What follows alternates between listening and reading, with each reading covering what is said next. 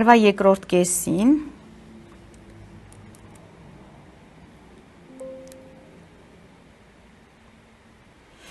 արդեն մենք կտեսնենք Ուրանի եւ Նիկոլ Փաշինյանի Արեգակի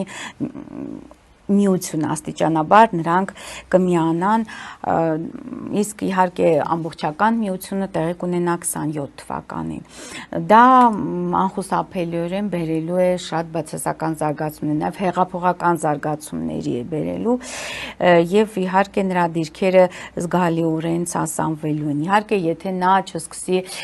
շատ անկայուն ինչ որ նմանատիպ շարժումներ անել, անկայուն քայլեր անել, անկայուն նշանակումներ անել, կարող է մեկին նշանակել ու միանգամից անել ու նորից,